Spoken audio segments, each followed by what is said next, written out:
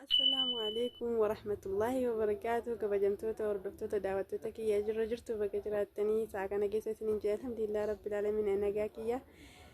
Eegaa daawwattootaa fi kabajamtoota kiyya alhamdulillahi rabbil alamin Yuusufaan mana isaaniitti galanii jiranii maashaallah tabaarakir rahmaan wallahi gammade alhamdulillah baga rabbi nagaan isaan gashee baga rabbi nagaa mana isaaniitti isaan deebise jedha. Eegaa daawwattootaa fi kabajamtoota kiyya isinoo gammachuu maal isinitti dhagahame akkasuma inshaallah maatii kiyya warri maatii naaf taatanii jirtan hedduu tokko naaf galatoomaa isiniin jedha.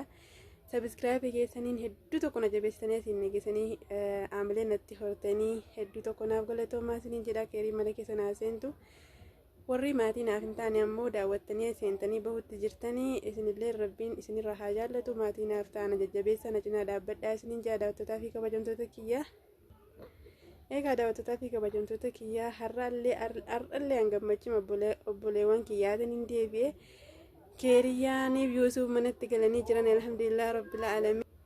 Mangee faajinii wal arganii jiranii mangeeniif Suleemanis immoo hedduu tokko galatoomaa isiniin jedha. Isinii warri akkasittiin simattanii isallee akka ta'e simannaan keessan hedduu namatti tola isiniin jedha. Waan biraallee gochuu baattanii akkasittiin mana qopheessitanii makiinaa bakka isaan jiranitti ergitanii fi bira dhaabbachuu keessaniif hedduu galatoomaa isiniin jedha. Mangee fi Suleemanii baay'ee tokko galatoomaa isiniin jedha. Baga rabbiin immoo nagahaan walitti isin deebisee baga rabbi bakka tokkotti walitti isin qabee.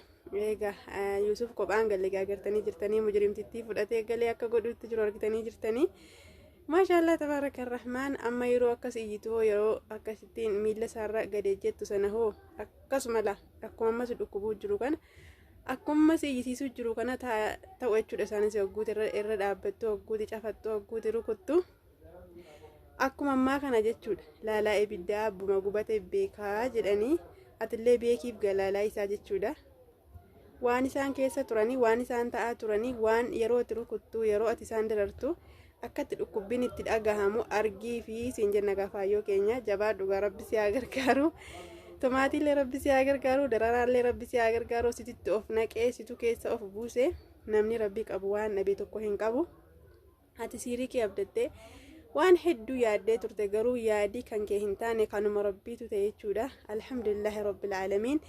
Du'aa'iin keenya qeebalamtee Yuusufaan manatti galanii jiranii baga nagahaan galtanii baga nagahaan wal agartanii baga nagahaan rabbiin gaara san keessaa isin baasee mana bareedaa keessa isin kaasiniin jedha. Obboleewwan kiyya hedduu tokko isinii gammadee jira, baay'ee tokko isinii gammade wallaahi. Yuusuf atis baga wayyooftee baga rabbiin nagaan achi keessaa si baasee keeriyyatillee baga nagaan rabbii obboleessa kee waliin mana bareedaa keessa si gasheensiin jedha.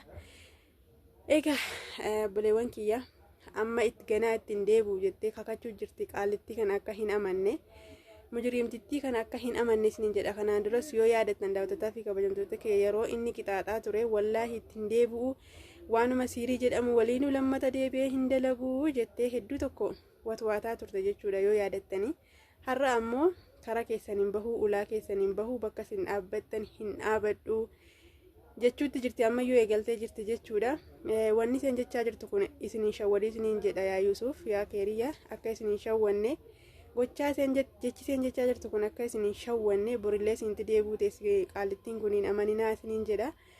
Kabraa ammoo qaalittii haada daa'imaa san kuno akkuma shakke ta'e an keessa kiyyatti waan hin shakkellee isinii himee ture viidiyoo irratti isinii tuqeen ture jechuudha. Daawwattotaa fi kabajamtoota kiyyaa karaa itti Yuusufiin qabattu faayyoon qabattu dhabdee nama itti ergitee jedhee qalbiin kiyya na shakke jedhee yaadee ture jechuudha.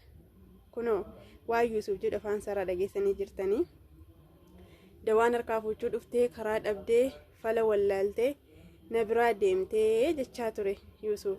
Mee daawwattotaa fi kabajamtoota kiyya faayyoon kan iseen ittiin taaggaluu jirtu kan iseen ittiin wal loluu jirtu kan iseen ittiin wal cinquu jiran Yuusufi mee maaltu as fide haadha daa'ima yeroo sanoona shakkisiisee jira jechuudha. Amma kunoo Yuusuf dhugaa jirtu baasee jira hin milkoofne namuma rabbi qabutti milkaa'e jechuudha. Namuma haqaan deemutti milkaa'e yoomiyyuu namni yoomiyyuu jechuudha.